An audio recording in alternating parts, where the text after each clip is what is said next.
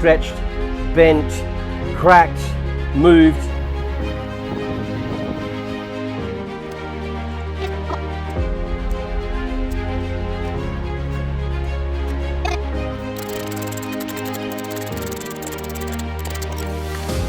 I've never done this before. Damn it. And it's not moving, and that's a really bad sign, because it should.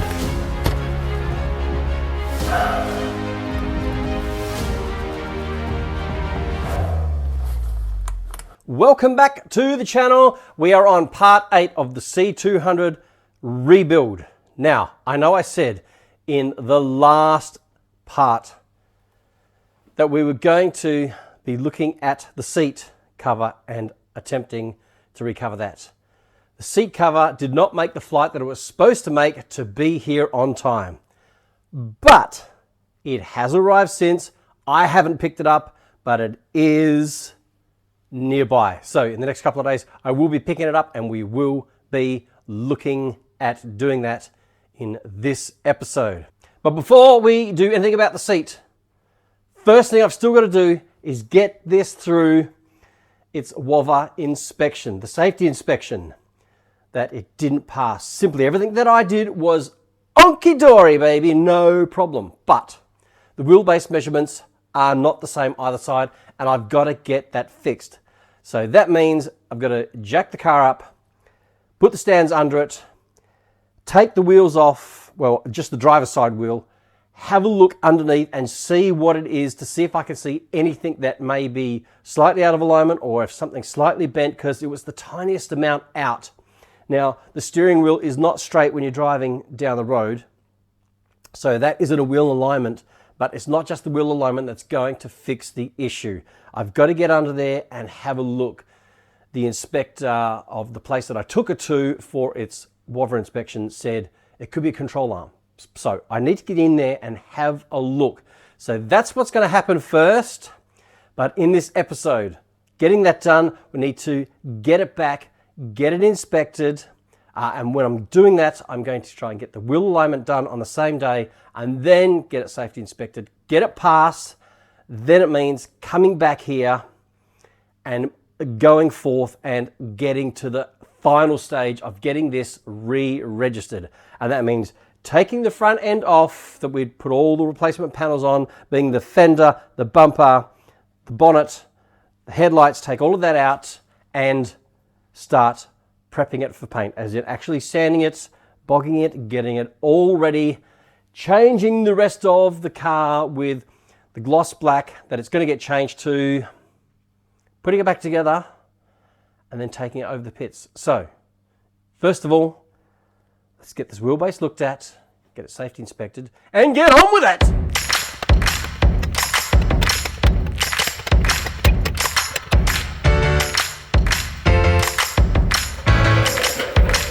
Back in the workshop after being under the car at night during the week, trying to see if anything was stretched, bent, cracked, moved. I can find nothing at all that has any of those things. There is nothing. I can't even find a washer that has moved. You know, when a washer has been sitting in place for a certain amount of time and then it's moved and it leaves a shiny spot. Nothing. Nothing at all. Nothing is bent, cracked, warped, nothing. Now you got to remember, it's only 10 millimeters out. Are we talking that much? And you got a variance of 5 millimeters. So it's only like 5 mil out. Now, it was a hit, and I don't think I'm gonna take a stab in the dark and go. There was I mentioned before there was a flat spot on the wheel from where it had skidded before impact. Now, my guess is the car had slowed down, and I don't know what speed it was going, but it slowed down enough that it obviously wasn't going, 100 Ks. Maybe it was 40, maybe it was 60, I don't know, but kangaroos are certainly big and heavy animals and can do a huge amount of damage, as was the case with the C200. So, it was a shunt that's basically moved it somehow. It's bent it the tiniest amount that it can't even be picked up. So I'm going to do a little reverse shunt to put it back into place. Now to do that, we're going to put it back on the ground, clear the stuff out of the way that Lockie's put on the ground, get it outside, and then do exactly that. And you'll see what I mean when we get there.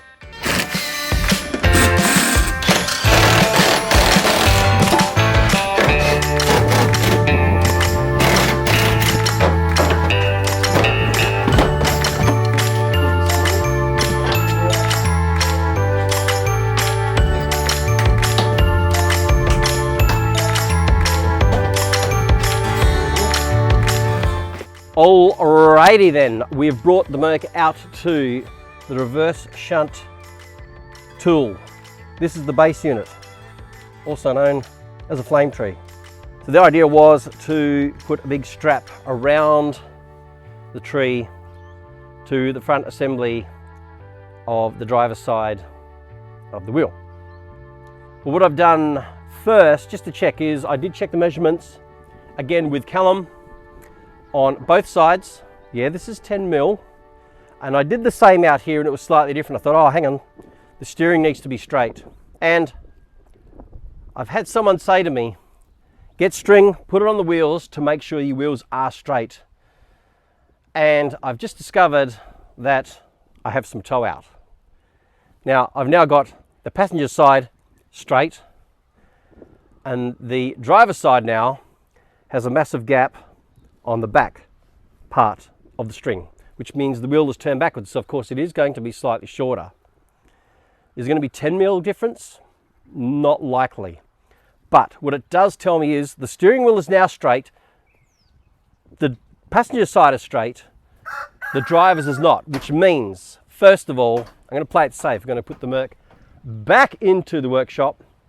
We're going to put it back on the stands, get the wheel straight on the passenger side, and then adjust the steering rod on the driver's side straight first, and then measure it, then make a determination. Let's do that. So the very first thing you do is get a level flat surface, get the steering wheel straight. Someone's got to hold one end of the string on the back of the tyre, and the other person, being me, holding it on the front. And as long as it's not bending over the tyre and you have a gap, then you can measure it. This is about 10 mil. Bit hard to see in the camera, but it is 10 mil. So I know that that has to come out. And that's done by releasing the lock nut on the steering arm, as you can see. Now this hasn't been moved in a while, so it's a bit tight. I need to screw this in. And then you literally just wind that in. You see the tyre pulling in? See the Yep. tyre pulling in? See it. Right, let's check that. So then you do the same thing again with the strings, and you re-measure to see how much you've moved it. And if you need to adjust it more, then you do so. And then you re-tighten the lock nut. We're back to the reverse shunt tool. We have put the wheel straight with the other one. There's still a variance of 10 mil, actually it's just under. So we're going to do a strap the front wheel assembly to the reverse shunt tool, give it a couple of just gentle tugs, and then remeasure it and just see how we go. Now this probably seems like a crazy harebrained idea to many probably professionals out there who may watch this video. Disclosure, I have no idea what I'm doing, and it's pretty obvious, but it's worth a try. If it was a knock in the front to put it out, then it just needs a reverse knock to pull it back. And this is the only way I can really do it.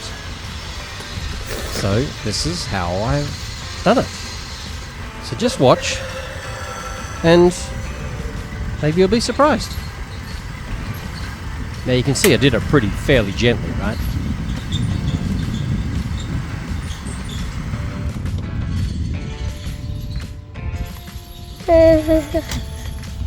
We'll measure it and see if that's done anything. I did it very gently. Now that didn't do a huge amount at all, so I gave it a few more and a bit harder.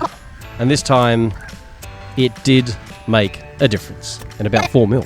Anyway, after doing that, we got it back into the workshop, we got underneath after jacking it up, and we started to take the under trays off because I needed to find out where else there could be the problem, and the control arms were partially covered. So, after taking the under trays off and finding out that one of them was reasonably dirty, but not massively, it was reasonably clean underneath. After pulling the engine trays off, you might be able to see this. Just here, it's a tiny little bit where it looks like this has moved backwards because there's a tiny clear spot. The same exists here. This is the other side of where we were just looking. It's very hard to see, but there's a clean line here, which tells me this arm, which has no bend marks in it, just means it's this bolt here has moved back a tiny amount. So I'm going to loosen that off, bring it forward, tighten it back up. So to be able to do that, obviously we need to loosen the bolts. Now I've never done this before, so this was all new to me, and I thought I might be able to actually move the bolt completely, but I couldn't. Okay, now that I got that loose, there's quite a bit of play, and I can see that it will move a bit, which is now going to change the steering that we've just adjusted and its distance. So be interesting to do it back up. It's funny, I've never known a bolt to have keyway in it, but I've never done this before, so this can just simply come out or not. It's not coming out just like super simple. Oh, let's check the other side. Oh yeah, so it has a keyway in it. Oh, interesting.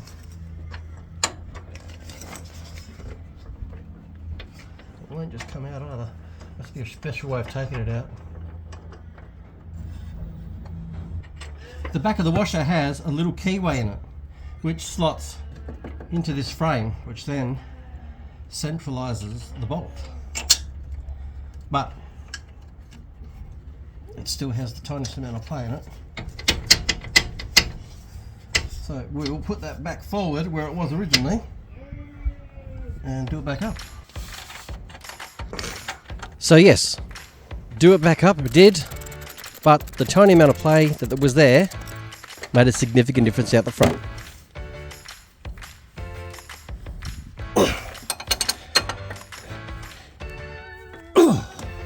Now I had to undo the two bolts that hold this sway bar, as you can see. I didn't actually get any footage of it, but I needed to move it because it was the only way I could get to the actual nut on the bolt.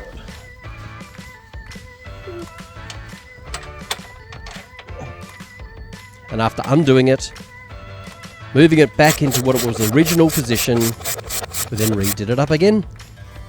Move the sway bar back into position, slide the bolts in, and these actually have loose nuts on top. So then you've got the spanner up there with the impact driver underneath, and all was happy days.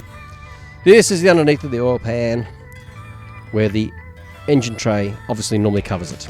So it had a little bit of oil over it. The engine is really clean, and this is it afterwards. Gave it a quick degreasing with onto a rag and then just wiped it over, and it came up really clean.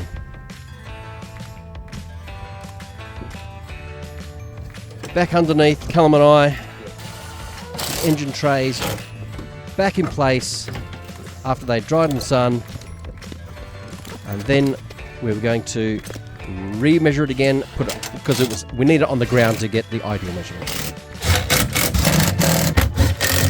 Alrighty, we've only got a 2mm difference between the two sides. This is still 2mm shorter, but we're within the 5mm variance. Simply loosening those bolts to the control arms, put it back in place. Happy days. So now, Callum and I, we've gone through, we've put the under trays back on after giving them a clean, and we are now going to put the bumper back on, the wheel arches, wheel arch linings back in, and then the next thing. Before we put the bumper back on, the second new bracket arrived. So this was the one we got originally, had the spring-sided. Now we're going to make the other side, which is the original one from the headlight bracket from the new fender and all that. This is now the same as the other one, so they will match. So we'll quickly swap them over and then get the bumper back on. This was a quick and easy change up because this is the one that we replaced originally that was broken, and so it was literally undo one torque screw and then change it in with 2 torque screws that came supplied with the new one. Put the bumper back on, and now Callum and I are becoming complete experts at this because we've done it a few times now. In with the arch linings, which are still very painful indeed. But again, after you've done it a few times, you get the swing of how to do it first and what to move first. But they're still painful. Yeah, that is.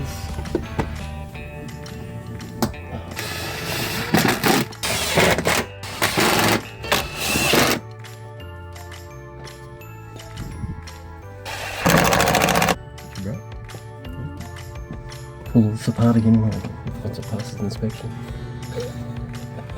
If it passes. Once it passes inspection, I've got to put it all apart. Porsche wanted to get involved and wanted to give the rattle gun a bit of a go, so why not give the girls a go? Right, wheel arch linings are back in, the bumper's back on, everything's back together. Now, really quickly.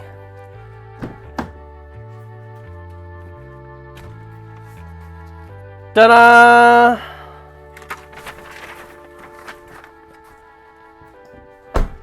Ta-da!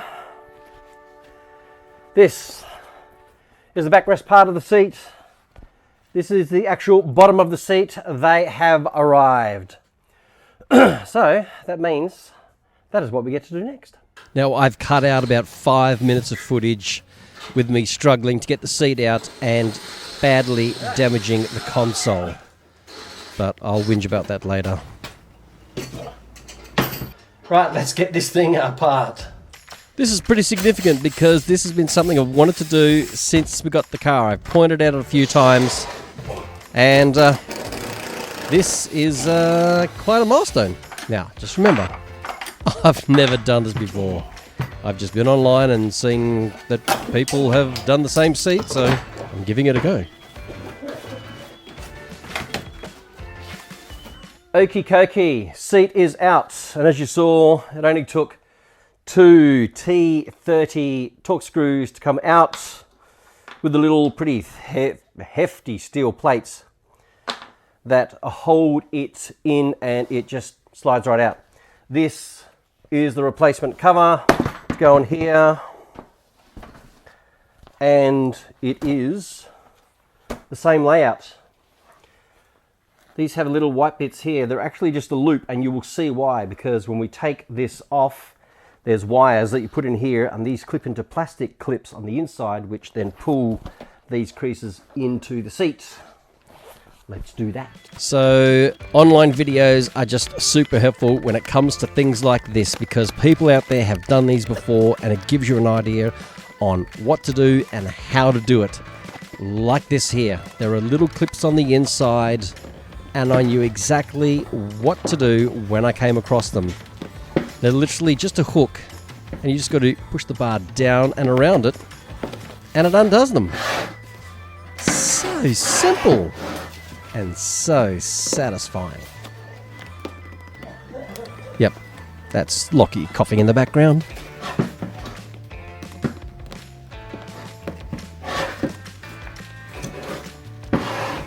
Now, I've mentioned a few times these are actually steel rods, but they're like brass, or I think I'm like brass, so copper would be too soft, and these are really strong rods.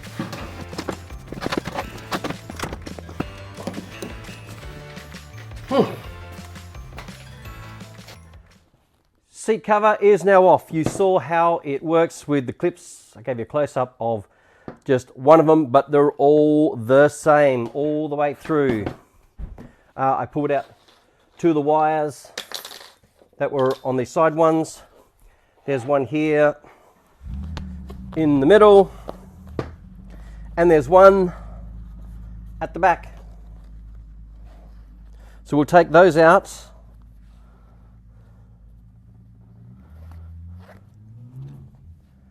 Put it there so I know which one it is, although they're pretty much the same. I always thought this might have to go in, but this is super thin, and that padding is the same as this. I can feel it.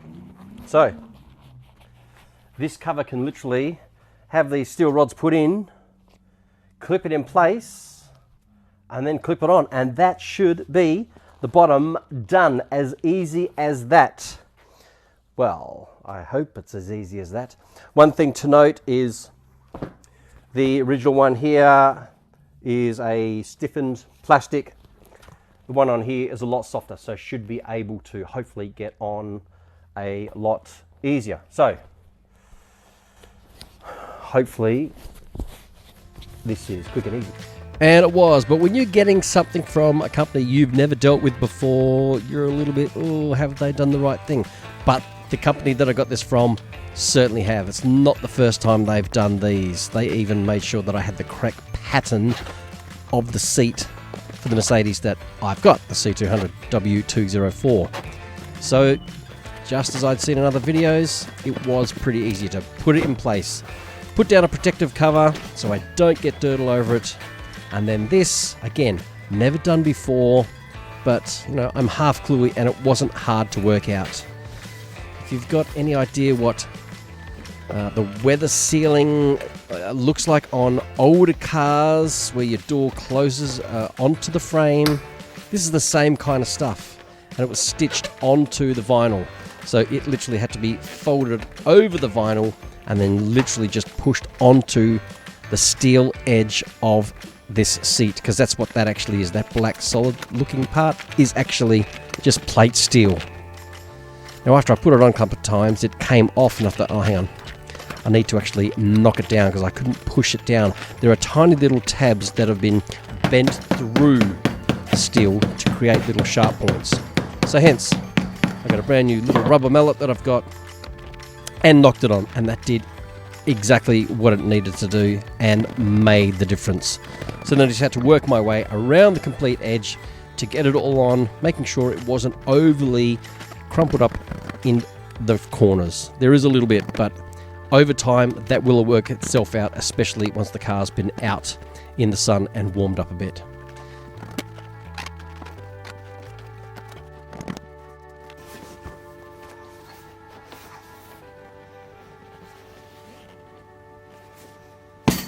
Well, it has come up really good.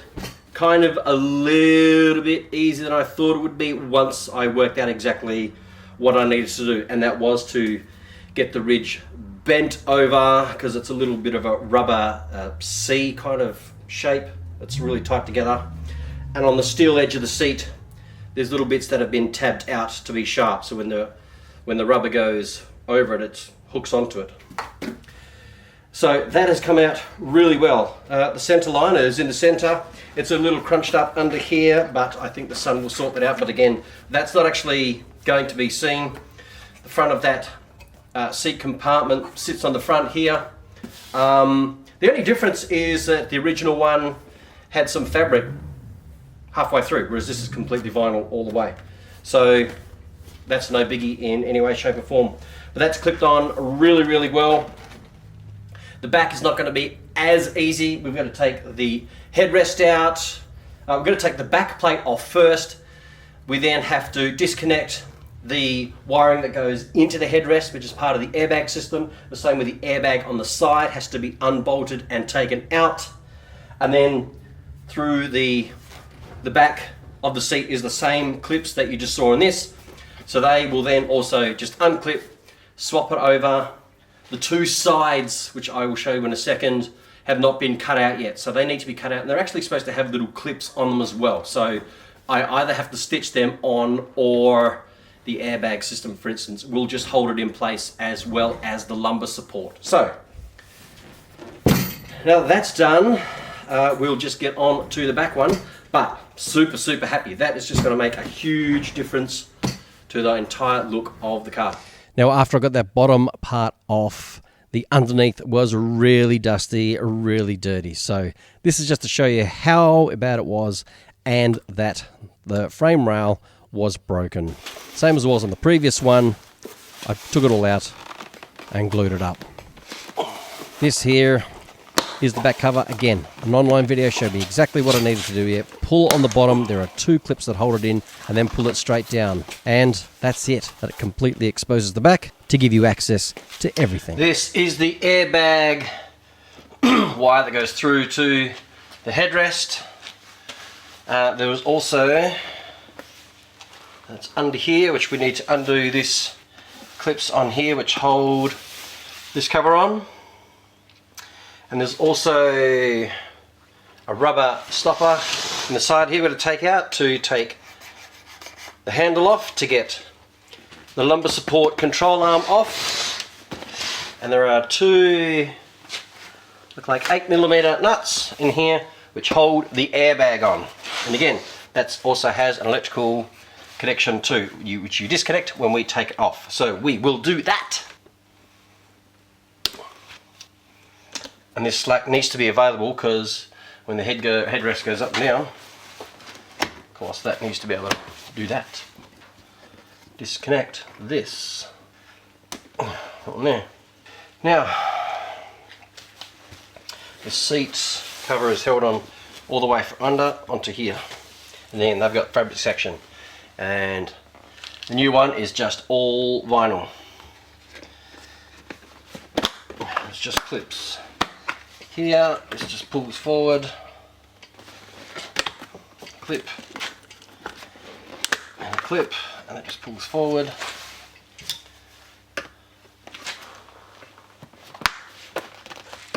Or just a clip.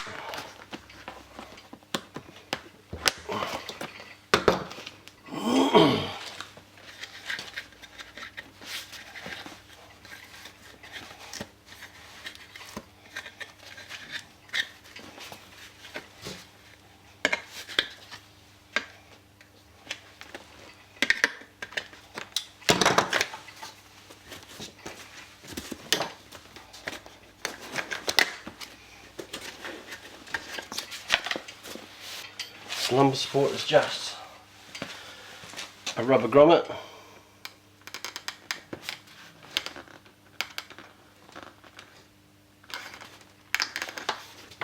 T20, it's a T20 bit.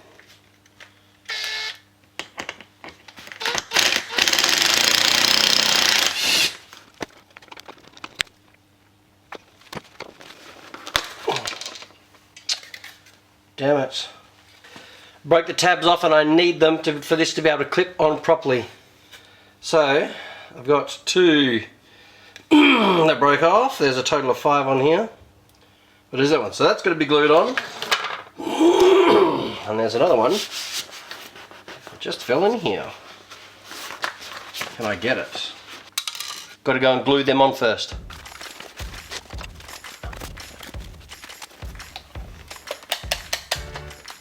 Again, an online video showed me how to take all this apart, and there was just one single spring clip that holds that in. Move it to the side with a screwdriver and out comes the headrest.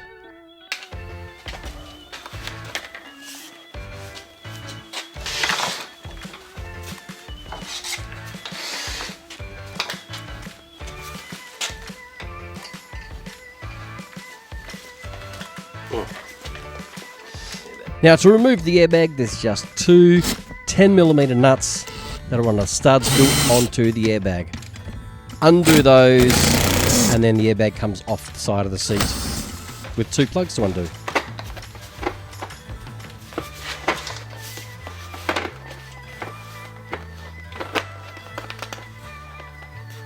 One is simply a ground wire and the other one is the main.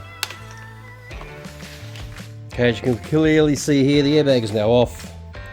There's just a couple of spots where there's tabs here that just hold a cut in the vinyl.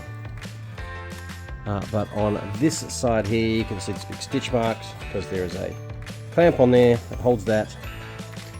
And on this side, there's also stitched on clamp just here. So There isn't that on the new one. It's literally just covered over and you cut it out, and I'm pretty sure you just cut it out, pull it in a bit, and the airbag will hold it in place. So that's that side.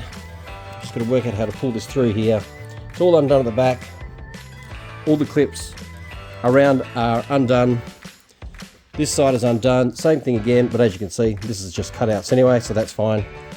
And then it's just a matter of doing the front, same blue clips, and just pulling these, pulling this over these here as well. So it's just a simple case of undoing the clips that are held in place and the parts where the vinyl is just literally tabbed onto the actual frame, undoing that both sides, and then working the vinyl up, exposing the clips the same as the bottom seat, undoing them until all of it comes off.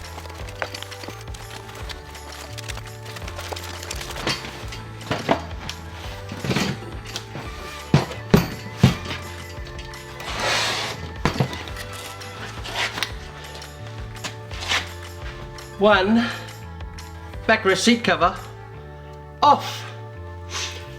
So, like I said, these are just cutouts, which I've got to cut into the new one. On the side where the airbag was two clips on that side. There's just a bit of plastic rod as such through here, and it just had 4 tabs stick out, which just hold this. So I'll actually be able to just cut a tiny bit of, cut some slits in the vinyl to clip that on. This doesn't have that on this side, so hopefully the airbag will hold it in. We'll find out. Here are the copper wires, of which there's 2 curved ones which follow that contour, and the one across there, and that is it. And this is where the lumbar support control arm is, and they're just cutouts. So let's grab the new one and see what we need to do. Old and new. So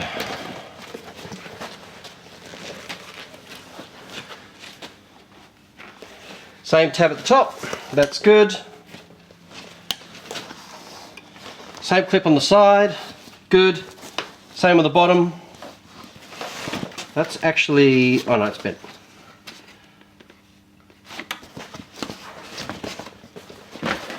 Like I said, that there is the lumbar support. There's nothing cut out here, so we need to cut those out. And on this side, like I said, they've literally just marked where to cut, even though it's going to be bigger than that. We will go with that because we know that that's going to be smaller than what's required. Could in fact lay this over the top and get a very close template as well. Same with the headrest holes.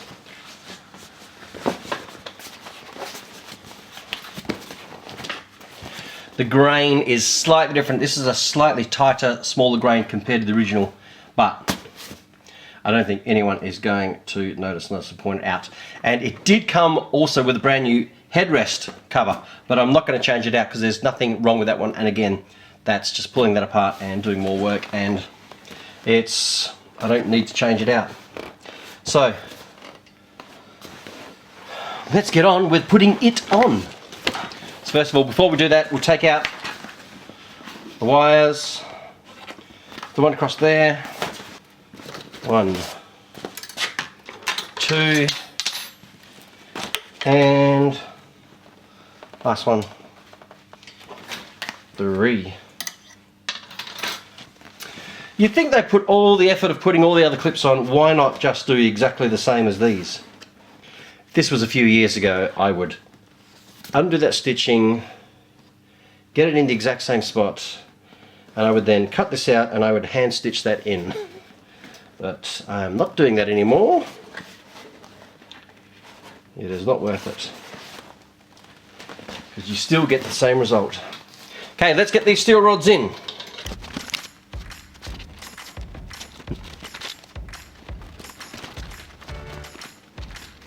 Now the easiest way to mark the holes for the headrest is to actually put the cover on, clip it on the back, and then just punch a hole through the top in the middle where the headrest stems go. Just putting this on like this so I can get these two top holes marked, and then, because they've got to be pulled through first.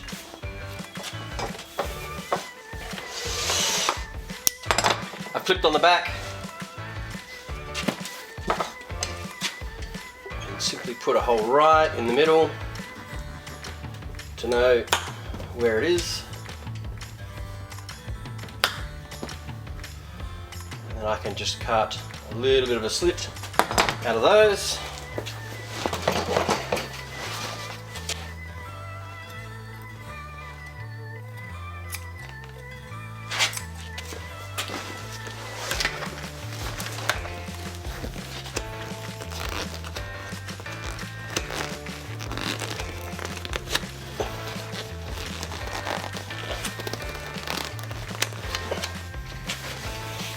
Question is, do I clip it in,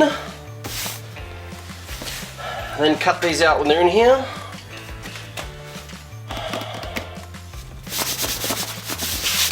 I think so. That's what I'm going to do. Once it's all in place too, hopefully this, obviously being in the warm sun at some point, will also help just settle it. So yeah, let's do that.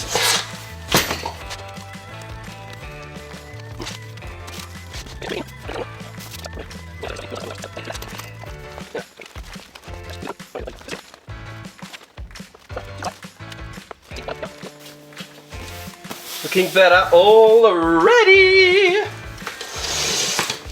Should clip the top back in where it was.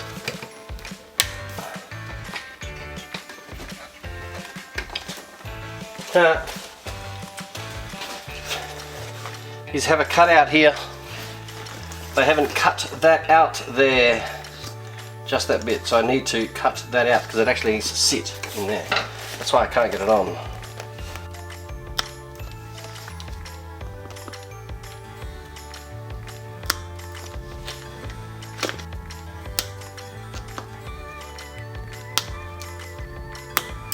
I bet you that clips on now.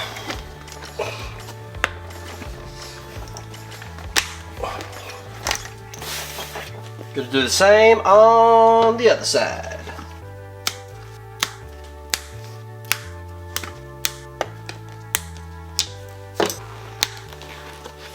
Top half, stretch it over.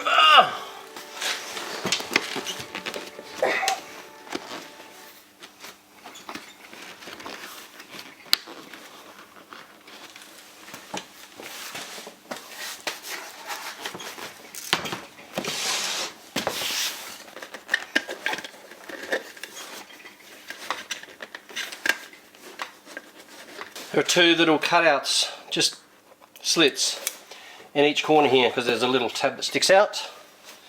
So I'm just going to stretch it forward, cut a little bit and clip it on. I've never done this before. Grabbed a Stanley knife, just snapped one end off to make it a nice sharp edge. This will be easier, as long as I don't put it through my finger.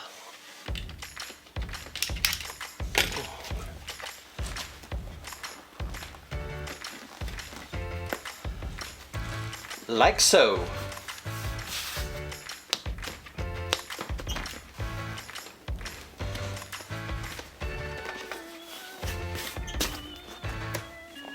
Just here are the steel tabs for these, and that doesn't have enough material to pull that over. That is a bit of a shame. So, because there's a bit of a fold there happening. I don't think I can. No, it's not enough. I have to use this onto these four tabs to do that. I do that last because there's only the two sides to do. Airbag on this side, lumbar support control on this side, and then the seat can go back on. You're wondering how much? It was $85 for all 3 pieces. I had to pay $10 for a courier fee to get it to the plane that it missed, so it's still $10 I paid, which is $95. And the supplier in Malaysia that I got it from actually got it on a separate flight with someone else's shipment. So a big shout out to Trim Care in Kenwick, to Chris. Thanks very much, buddy. He had it with his shipment at no cost to me, which was just an absolute awesome thing to do, because it was going to be pretty expensive to get it out. So $95 in the end for all 3 pieces, which is really, really good. The bit that sticks out, we can easily cut around. We can easily find that. So I'm going to literally do that very rudely with this Stanley knife, which is just not working too well. So we'll do it with the scissors. That's that through. These other cutouts are just for the clips to go into. If I do this. And by this, I mean pushing the lumbar support cover onto where it's going to go, just so it could leave some impressions, then I could move it away and I would know where to cut. This was time consuming and slightly painful. I should have used the old one and used it as a template. I would have saved myself a lot of time. And frustration. Let's try and put this on. And this is where things became really painful and frustrating. Just remember, I've already glued this. See if we can get this on.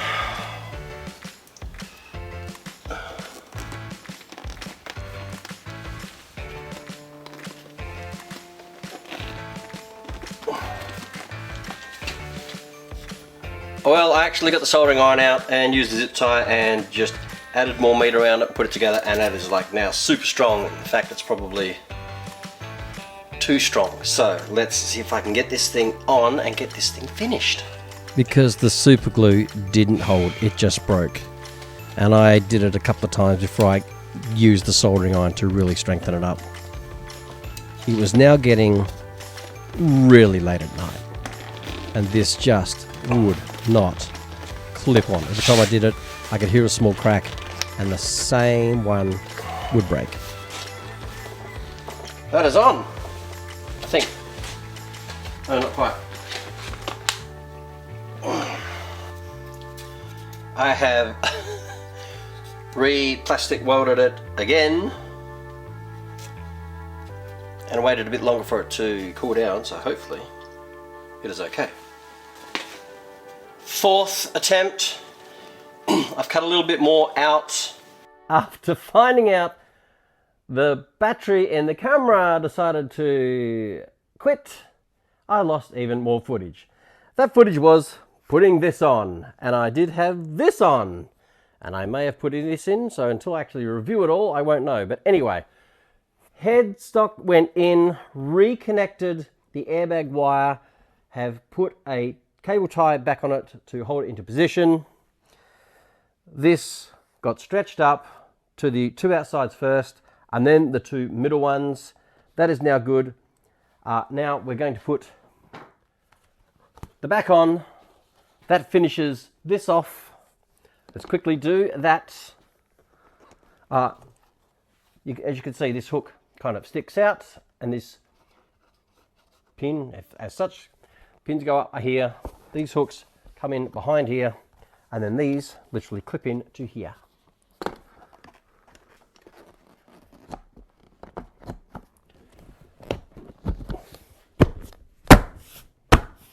Like so.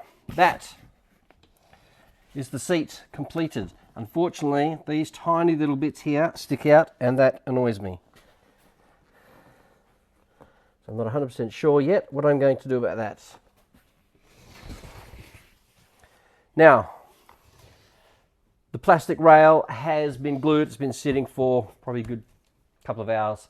So I'm going to put that back in, clip these back on, put the seat back in, clamp it on, put the storage compartment on the front, get it back in the car, and that is that job done. It looks awesome. Here is said rail. I shall actually clip these on first.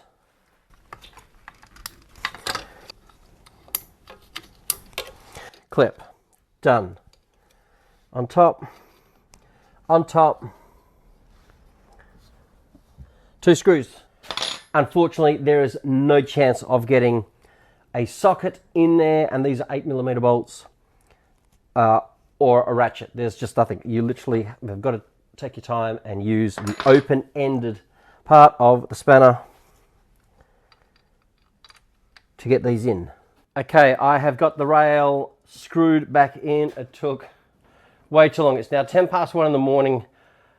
I've got to be going to work in like 6 hours, so I'm not going to get the seat back in tonight, but I am going to get the seat on. We're going to get the storage compartment on, and that'll be ready to go in. I know it's only 4 bolts, but actually maybe I just put it in. Here is the seat. Let's put it on. Before we do that, we need to put this clip here underneath, ready to go on. I might do it that way.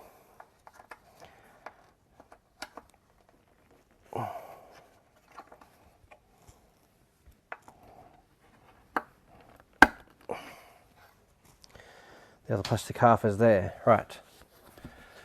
This has got to slide into the back first, like that. Get this on. That's this side here. We'll go there. That's a great sound. Things clip in. These little steel plates hook in the back of the seats, like so.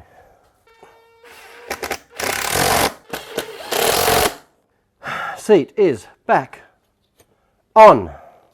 Now you can just put this on, and while it's leaning back, put it on.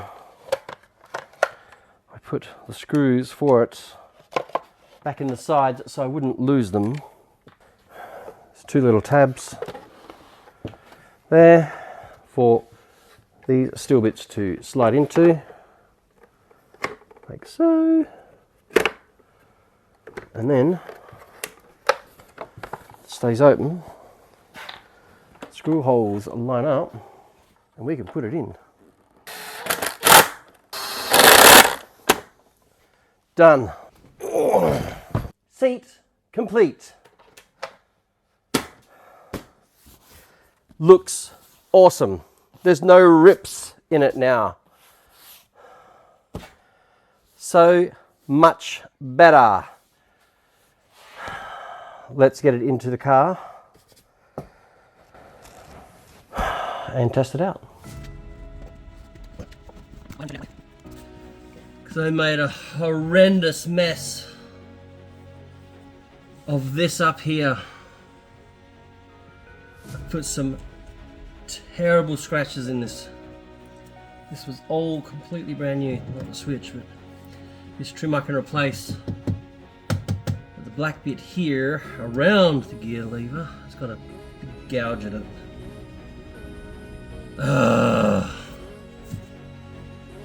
So disappointed with myself. Anyway.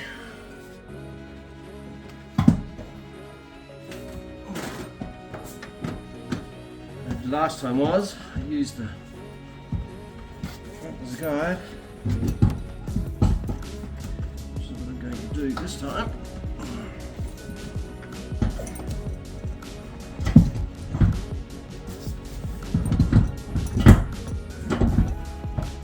Oh, plug the electrics back in, power to the seat, airbag.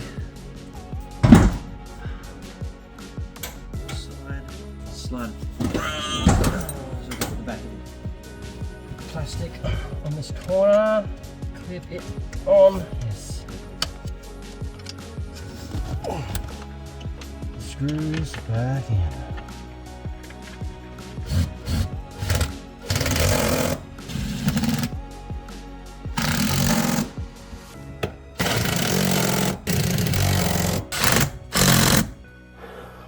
Seat's in, it's bolted in, battery's reconnected.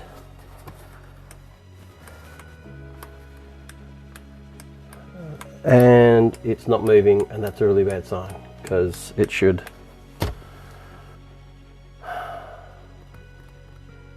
I am super tired here. My brain is not working, and I'm saying all the wrong things. Like the battery doesn't need to be on. I don't think the battery has to be on. Of course the battery's on. I mean the key. Oh, whew, does.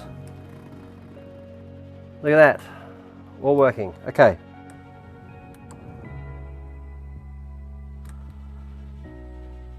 Alrighty, well, let's jump in. Comfy as.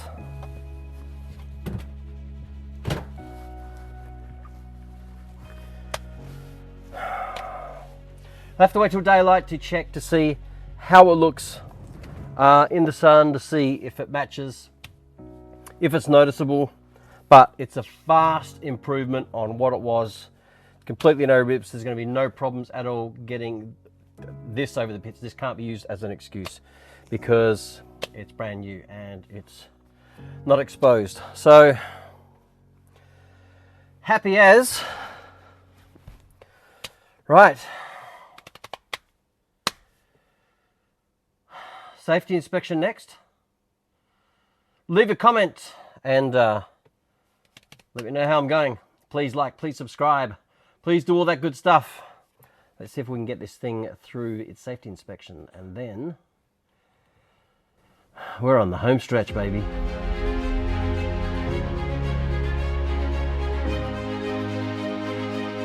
How good does this look? And this is taken the next day in the daylight, and you couldn't tell the difference between the two seats, which is really, really good. I am super happy with how this turned out.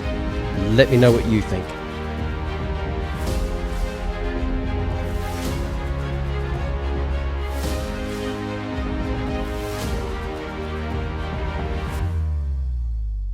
Well, finally getting the wheel alignment done. After all the work that we've done, I'm here at Buyer Tyford Service. We're getting the wheel alignment done and then going straight back to where it was WOVR inspected, just so they can do the wheelbase measurements and then give me the thumbs up. Well, that's what I hope anyway. So let me know everything in the comments about how we're going so far. I want to get to 1,000 subscribers, and you are the ones that can make that a reality for me. Anyway, you know what happens after this, right? When we get the big green tick. Woohoo!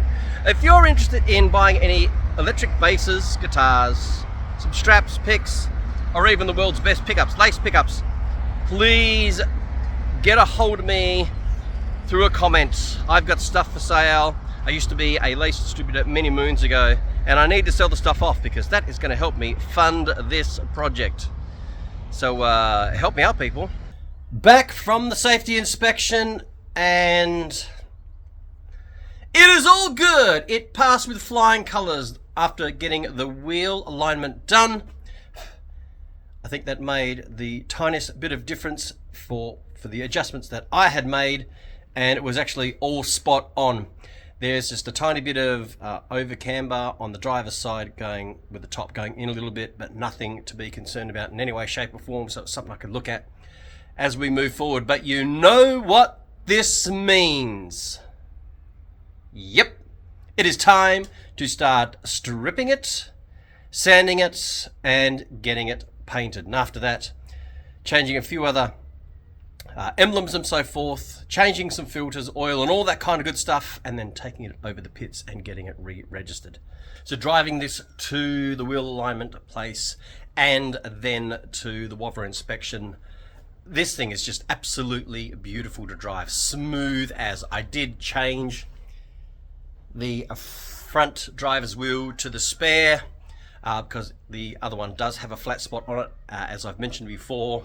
So that is now in the boot, and this made a world of difference. It's just an absolutely beautiful car to drive, and even though it is the base feature of the C-Class, there's still a million features in it that I was like, what is this doing? What is that doing? What is that doing? What does this do? I mean, you can turn the seatbelt locking on and off, and just all these kinds of things. I mean, I didn't even know that when you put your foot on the brake at the traffic light or wherever, the car cuts out. Then as soon as you take your foot off the brake, it starts back up again.